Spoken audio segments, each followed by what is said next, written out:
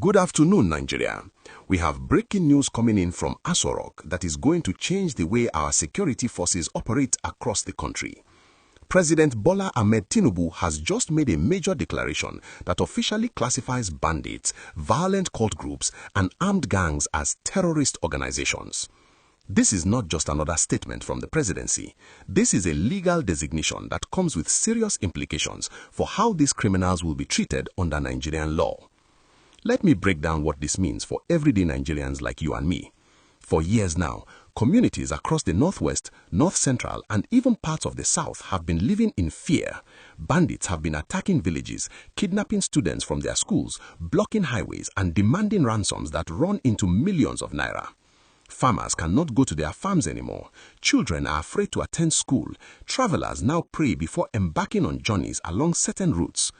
The situation has been devastating, and many Nigerians have been asking why these criminals were not being treated with the full force of the law that terrorists deserve. Well, President Tinubu has now answered that question with this declaration. By officially labeling these groups as terrorists, the federal government is essentially removing the gloves. What does this mean in practical terms? It means that anyone caught supporting, funding, or harboring these groups can now be prosecuted under the Terrorism Prevention Act. The military and security agencies now have expanded powers to deal with these criminals. Assets and bank accounts linked to these groups can be frozen immediately. There will be no more treating them as common criminals or bandits. They are now enemies of the state, and the law will treat them as such. This decision comes after months of pressure from various quarters. State governors, traditional rulers, civil society organizations, and ordinary Nigerians have been calling for stronger action. The National Security Advisor, Nuhu Ribadu, has been working behind the scenes to coordinate this response. According to reports coming through today, the president signed the executive order after receiving comprehensive briefings from security chiefs about the escalating violence and the sophisticated nature of these criminal networks. Now, let us talk about what has been happening on the ground that led to this moment. Just in recent weeks, we have seen attacks in Zamfara, Kaduna, Niger, and Sokoto states. Communities have been sacked, people have been displaced from their homes. The bandits have shown that they are not just random criminals operating in isolated pockets. They have weapons, they have organization, and they have been getting bolder. Some reports suggest they even collect taxes from villages under their control, operating like a parallel government in some remote areas. The cultism angle is equally important here. In our universities, polytechnics, and even secondary schools, cult violence has claimed countless young lives. These groups fight over territory, recruit young people through intimidation, and have turned some campuses into war zones. Parents send their children to school to get an education, not to worry about whether they will come home alive. By including violent cults in this terrorist designation, the government is sending a clear message that this behavior will no longer be tolerated at any level.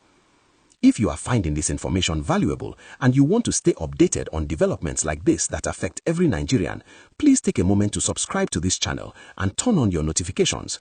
We bring you the real stories, the analysis, and the context you need to understand what is happening in our country. The international community has been watching Nigeria's security situation closely. Our neighbors in the Sahel region are dealing with similar challenges. Terrorist groups like Boko Haram and ISWAP have been operating in the northeast for over a decade. By expanding the terrorist designation to include bandits and armed groups, Nigeria is aligning its legal framework with the reality on the ground. These criminals have been using tactics similar to recognized terrorist organizations, so it makes sense to treat them the same way under the law. However, this declaration is just the first step. The real work begins now. The security agencies must follow through with decisive action. We need to see results on the ground. Communities need to feel safer. Farmers need to return to their land. Students need to go to school without fear. The success of this policy will be measured not by the announcement itself, but by the peace and security it brings to affected areas. There are also questions about implementation. Will the military receive additional resources and equipment to carry out this expanded mandate? How will intelligence gathering improve to track these networks? What about the judicial system?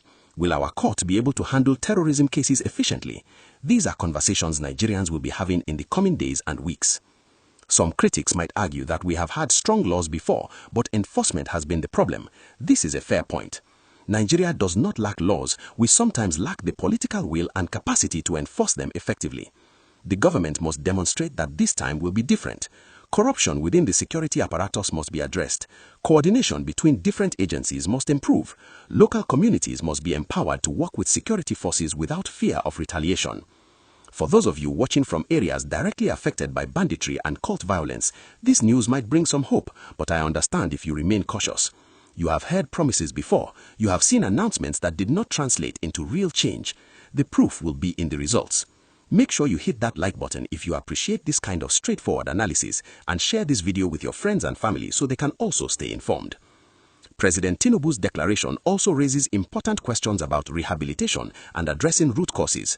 While strong security responses are necessary, Nigeria must also look at why young people join these groups in the first place. Poverty, unemployment, education, and social exclusion all play roles.